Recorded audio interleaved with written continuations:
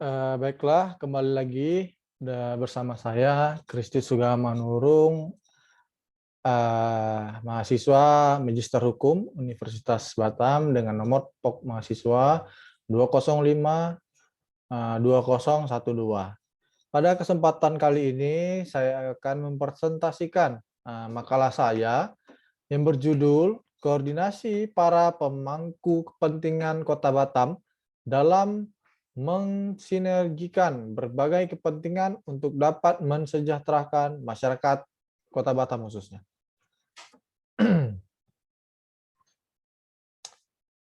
Latar belakang makalah saya yaitu Batam merupakan salah satu kota yang terletak di Kepulauan Riau, dikenal sebagai kota industri. Batam menjadi lokomotif pertumbuhan ekonomi nasional. Letak geografis kota Batam ini pun berdampak baik pada aspek pariwisata kota Batam. Itu sendiri. Dekatnya Batam dengan negara Singapura dan Malaysia menjadikan aspek pariwisata kota Batam meningkat setiap tahunnya. Sejak tahun 1970-an, pada periode awal pembangunan Pulau Batam, di daerah ini telah diidentikan dengan kawasan khusus karena berbagai kebijakan khusus yang telah diberikan dan berada dengan berbeda dengan daerah lainnya di Indonesia. Berbagai kepentingan menjadikan beragam dan majemuknya masyarakat di Kota Batam.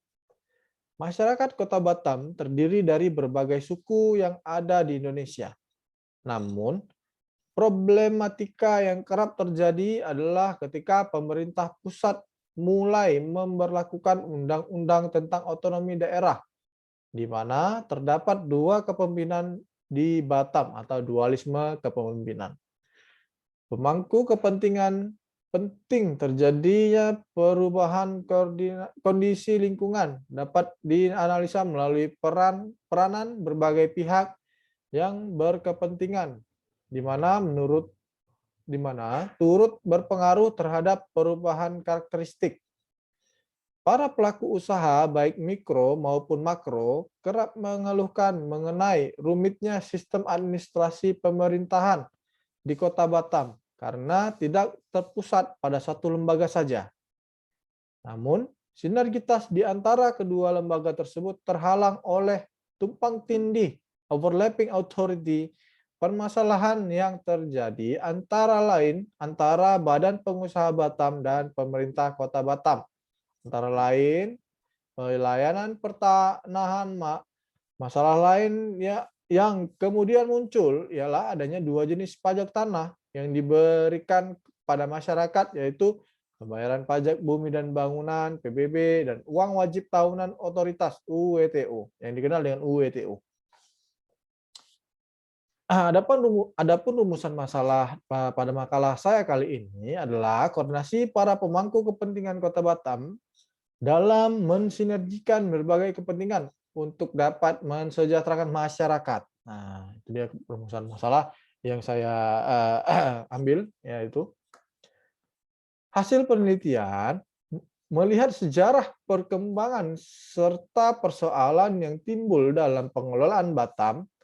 Berbagai upaya telah dilakukan oleh pemerintah untuk mengatasi masalah yang terjadi akibat dari dualisme maupun tumpang tindih dalam implementasi kebijakan tersebut. Upaya yang telah dilakukan mulai dari perubahan status Batam, perbaikan struktur kelembagaan, pengelolaan Batam, serta upaya sinkronisasi fungsi antara kedua lembaga penyelenggaraan pengelolaan Batam.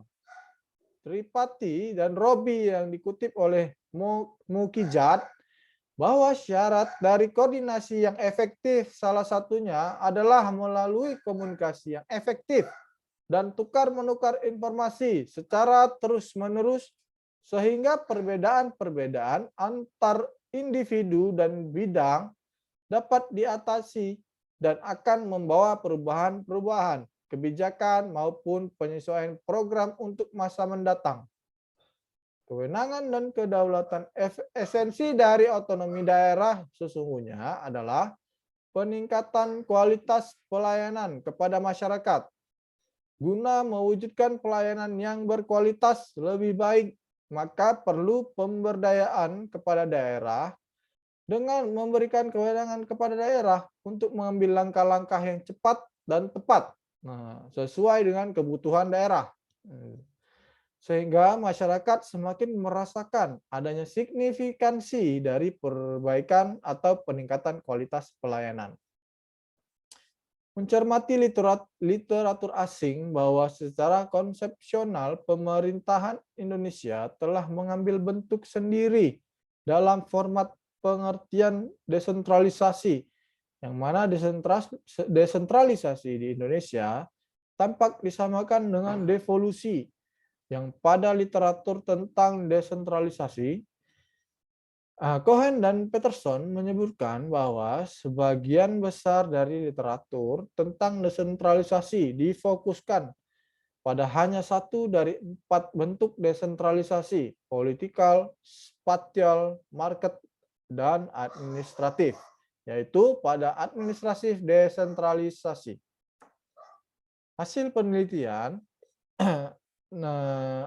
dari makalah saya pada kali ini, tiga tipe dari desentralisasi administrasi adalah deconcentration, devolution, dan delegation. Sementara itu, Housen menemukan dari berbagai sumber bahwa konsep inilah yang menghiasi berbagai laporan Bank Dunia dan organisasi internasional. Definisi dari administrasi desentralisasi Ron D. Neil dan Niels adalah the transfer of responsibility for planning, management, and the raising and allocation of resources from the central government and its agencies to field unit of government and its agencies subordinate semi-autonomous public authorities or corporation, area-wide regional of functional authorities, or non-governmental private or voluntary organization. Pengertian di atas tampak menunjukkan secara jelas bahwa administratif decentralization hanya suatu penyerahan sejumlah beberapa dari pemerintah pusat kepada organ-organ pemerintah di bawahnya atau level pemerintah dijalankan dalam bingkai negara, sehingga tidak mengherankan bahwa untuk kasus Indonesia terjadi permasalahan yang serius dalam implementasi otonomi daerah. Khususnya muncul perkembangan dalam pola pemikiran secara seakan otonomi itu adalah suatu kedaulatan, sovereignty. Pertimbangan konsepsional seperti ini, selain munculnya fenomena perilaku beberapa daerah yang kurang responsif terhadap penegakan negara kesatuan, yang tampak mendasari rencana penggantian kata pemberian kewenangan dalam Undang-Undang Nomor 22 Tahun 1999 menjadi pemberian urusan dalam rancangan revisi Undang-Undang Nomor 22 Tahun 99 tersebut. Undang-Undang Otonomi Daerah tampak menjadi dasar untuk berbeda pandangan antara daerah. Anehnya, otonomi daerah tampak menjadi alat bagi pemerintah daerah untuk mewujudkan kedaulatannya dibandingkan mengemban misi utama dari otonomi itu sendiri, yaitu bagaimana lebih memberdayakan rakyat. Kita masuk pada pembahasan. Dari penjabaran hasil penelitian di atas, ditemukan bahwa dualisme pemerintahan yang ada di Kota Batam menjadi sebuah masalah yang mempengaruhi tingkat kesejahteraan masyarakat di Kota Batam, bahkan cenderung menjadi perlambatan ekonomi Batam. terutama terlihat dalam pertumbuhan ekonomi dan investasi menurun drastis. Munculnya beberapa masalah sosial di Batam, lemahnya sinergi antar institusi, ketidakpastian hukum, serta merosotnya daya saing ekonomi Batam. Atas dasar masalah-masalah tersebut, maka pemerintah berupaya untuk melakukan koordinasi yang bertujuan untuk mensejahterakan rakyat dalam bentuk koordinasi internal dan eksternal. Koordinasi internal terdiri dari koordinasi vertikal, yaitu yang dilakukan antar kepala daerah, lembaga dengan pusat. Selanjutnya adalah koordinasi horizontal, merupakan koordinasi yang dilakukan antar bidang di dalam internal pemerintah Kota Batam itu sendiri, serta internal BP Batam. Selain itu, terdapat juga koordinasi eksternal, yaitu koordinasi ini terdiri dari koordinasi horizontal dan koordinasi diagonal. Koordinasi horizontal antar pejabat fungsional yang memiliki tingkat eselon yang sama, seperti koordinasi yang dilakukan oleh wali kota dengan kepala dinas lain yang mendukung pengembangan Kota Batam. Selain antar koordinasi horizontal, juga dilakukan antar bidang yang berbeda, seperti yang dilakukan oleh antar dinas terkait. Koordinasi ekstern yang bersifat diagonal, koordinasi ini dilakukan oleh wali kota atau di bawahnya dalam rapat-rapat koordinasi. Secara umum, pelaksanaan kerjasama antar stakeholder dalam pengembangan di Kota Batam sudah dilakukan. Akan tetapi, tidak semua stakeholder yang terlibat dalam pengembangan sudah melaksanakan perannya secara maksimal. Nah, ini dia. Masih banyak internal yang terlibat dalam konflik kepentingan yang bersifat pribadi, sehingga terjadinya kesenjangan. Nah, jadi pelaksanaan kerjasama antar stakeholder dalam pengembangan Kota Batam ini sudah dilaksanakan. Namun, ada namunnya nih. Tidak semua stakeholder terlibat dalam pengembangan itu melakukan perannya secara maksimal. Kenapa? Karena mereka masih banyak ada konflik kepentingan. Nah, ego sektoral. Nah, gitu dia. Nah, contohnya mungkin ya, saya dapatnya lebih sedikit atau ya yang lainnya lah. Jadi ada konflik-konflik internal, ego sektoral yang membuat ini tidak efektif gitu loh. Mereka tidak melaksanakan perannya secara maksimal gitu. Nah, hal ini terlihat karena tingkat kepuasan masyarakat atas pelaksanaan administrasi masih belum mencapai tingkat kepuasan yang maksimal. Nah, itu dia ya. Belum mencapai tingkat kepuasan yang maksimal. Konsepsi kewenangan daerah secara empirik banyak terjadi ketegangan dan friksi antar tingkat pemerintahan berkaitan dengan konsepsi kewenangan tersebut. Ada 3 jenis fiksi, yaitu fiksi antara pusat dan daerah, fiksi antara daerah provinsi dan kabupaten kota, dan fiksi antar kabupaten kota itu sendiri. Made Suwandi dalam tulisan pokok-pokok pikiran konsepsi dasar otonomi daerah di Indonesia memetakan fiksi antara pemerintah pusat dan daerah diantaranya nih ada 3. Yang pertama, masalah kewenangan pertanahan antara pemerintah pusat dan pemerintah kabupaten kota yang ditandai dengan adanya dinas pertanahan milik daerah dan kantor pertanahan yang masih menginduk ke pusat. Nah, itu dia kan. Jadi bingung nih. Ada 2 kantor yang mengurusi pertanahan.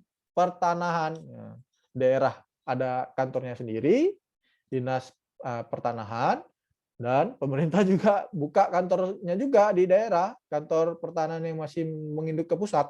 Nah, yang kedua, masalah kewenangan pelabuhan laut, udara, otorita khusus Batam, kehutanan, perkebunan khusus PTPN, dan kewenangan pemberdayaan sumber daya nasional yang ada di daerah bersangkutan. Yang ketiga, masalah kewenangan tenaga kerja asing TKA. Friksi pada dasarnya berpangkal dari siapa yang mempunyai kewenangan secara hukum atas hal yang disengketakan tersebut. Motif utama yang mendorong adalah bukanlah persoalan untuk memberikan pelayanan masyarakat pada hal yang disengketakan tersebut, namun pada bagian menguasai sumber-sumber pendapatan yang dihasilkan dari kewenangan yang disengketakan tersebut. Daerah menganggap dengan adanya otonomi luas, maka kebutuhan uang mereka menjadi tidak terbatas. Nah, ini yang salah nih. Sedangkan PAD dan DAU terbatas sehingga hal tersebut menarik mereka untuk menambah sumber-sumber penerimaan dari penguasaan objek-objek yang dapat menghasilkan tambahan penerimaan daerah. Itu dia. Sedangkan pusat berpendapat objek tersebut adalah menyangkut kepentingan nasional sehingga menganggap perlu penguasaan pusat atas objek tersebut. Daerah berpegang pada pasal 7 ayat 1, pasal 11, pasal 19 Undang-Undang Nomor 22 Tahun 1999, sedangkan pusat juga berpegang pada pasal 7 ayat 2 sebagai kewenangan atas sumber-sumber perekonomian nasional. Dari analisis di atas, terdapat kontradiksi dalam tataran normatif, terutama kewenangan dan perekonomian negara. Jadi ada kontradiksi yang normatif dalam tataran normatif. Pasal 7 ayat 2 menyatakan kewenangan dalam perekonomian negara menjadi domain kewenangan bidang lain yang menjadi kewenangan pusat. Sedangkan pasal 119 ayat 1 menyatakan bahwa kewenangan kabupaten kota berlaku juga di kawasan otorita, kawasan pelabuhan, kawasan bandar udara, kawasan perumahan, kawasan industri, kawasan perkebunan, kawasan pertambangan, kawasan kehutanan, kawasan pariwisata, kawasan jalan bebas hambatan, dan kawasan lain yang sejenis. Departemen sektoral berpegang pada pasal 7 ayat 2 ditambah dengan undang-undang yang mengatur sektor itu sendiri. Sedangkan daerah berpegang pada pasal 119 ayat 1 Undang-Undang Nomor 22 Tahun 1999. Tumpang tindih kewenangan antara pemerintah Kota Batam dan Badan Pengusahaan Batam. Hadirnya daerah otonom itu yaitu Kota Batam menimbulkan tumpang tindih kewenangan antara Pemko Batam dengan Badan Pengusahaan. Eksistensi kedua kelembagaan tersebut yang didukung oleh substansi hukum dan struktur yang berbeda membuat pelaksanaan kebijakan pengelolaan Batam tidak harmonis. Menurut hasil penelitian lapangan dan juga berdasarkan kajian dari Kemenkumham tentang Batam, terdapat beberapa hubungan tumpang tindih yang tergambar dalam beberapa urusan berikut. Yang pertama, hak pengelolaan lahan di Batam. Di antara sekian banyak kewenangan yang sudah dilimpahkan kepada Pemkot Batam sesuai Undang-Undang Nomor 32 Tahun 2004, maka kewenangan dalam pengelolaan lahan adalah hal yang paling krusial dan sangat disorot oleh para pemangku kepentingan di kota ini. Kondisi ini semakin diperparah oleh perbedaan konsepsi otonomi daerah oleh Pemkot Batam yang menganut pasal 9 ayat 4 yang menganut paham penguasaan wilayah melalui kewenangan pengelolaan lahan. Pemkot mendasarkan kewenangannya pada ketentuan pasal 9 ayat 4 junto pasal 12 ayat 2 huruf D Undang-Undang Nomor 23 Tahun 2014 tentang pemerintahan daerah yang pada hakikatnya telah menyatakan bahwa bidang pertanahan merupakan urusan pemerintahan konkuren yang diserahkan ke daerah yang menjadi dasar pelaksanaan otonomi daerah. Pertanahan sebagai urusan pemerintah konkuren dimaksud ditegaskan lagi sebagai urusan pemerintahan wajib. Dengan demikian, berdasarkan norma hukum dalam Undang-Undang Nomor 23 Tahun 2014 ini, maka Pemko Batam memiliki kewenangan di bidang pertanahan. Sedangkan Badan Pengelola Batam mendasarkan kewenangannya pada ketentuan IP pertama pasal 6 ayat 2 huruf B Keputusan Presiden Nomor 41 Tahun 1973 tentang daerah industri Pulau Batam yang terkait hak penggunaan tanah. Yang kedua, Keputusan Presiden Nomor 41 tahun 1973 tentang daerah industri Pulau Batam yang terkait hak penggunaan tanah. Kedua, Keputusan Menteri Dalam Negeri Nomor 43 Tahun 1977 tentang pengelolaan dan penggunaan tanah di daerah industri Pulau Batam yang memberikan kewenangan menerbitkan izin usaha di atas lahan Pulau Batam. Yang ketiga, Pasal 10 Undang-Undang Nomor 36 Tahun 2000 yang terkait kewenangan menerbitkan izin usaha yang didirikan di atas tanah. Dengan demikian, Badan Pengelolaan Batam juga memiliki kewenangan yang sama dengan Pemko di bidang pertanahan. Nah, ada kontradiktif jadinya ya. Yang kedua, tumpang tindih dalam hal perizinan. Berdasarkan pasal 11 ayat 2 Undang-Undang Nomor 36 Tahun 2000 tentang penetapan peraturan pemerintah pengganti Undang-Undang Nomor 1 Tahun 2000 tentang kawasan perdagangan bebas dan pelabuhan bebas menjadi undang-undang sebagaimana telah diubah menjadi Undang-Undang Nomor 44 Tahun 2007. Pemasukan dan pengeluaran barang ke dan dari kawasan perdagangan bebas dan pelabuhan bebas hanya dapat dilakukan oleh pengusaha yang telah mendapatkan izin dari Badan Pengusahaan BP Batam. Nah, jadi hanya pengusaha yang mendapat izin dari BP Batam yang boleh ekspor impor lah gitu. Kemudian hal ini memberikan kewenangan kepada BP Batam untuk memberikan izin usaha kepada orang persorangan atau badan hukum untuk melakukan kegiatan pemasukan barang impor dan pengeluaran barang atau ekspor. Sementara ketentuan pasal 24 ayat 1 dan ayat 2 Undang-Undang Nomor 7 Tahun 2014 tentang perdagangan menyatakan bahwa pelaku usaha yang melakukan kegiatan usaha perdagangan wajib memiliki perizinan di bidang perdagangan, maksud ekspor dan impor, yang diberikan oleh Menteri Perdagangan. Menteri dapat melimpahkan atau mendelegasikan pemberian izin kepada pemerintah daerah atau instansi teknis tertentu. Hal ini sangat jelas bahwa kewenangan pemberian izin usaha adalah milik Menteri Perdagangan. Dari ketentuan ini, maka terdapat dualisme pengaturan terkait otoritas yang mempunyai kewenangan untuk melakukan izin usaha, pemasukan, impor, dan pengeluaran ekspor di kawasan perdagangan bebas dan pelabuhan bebas Batam.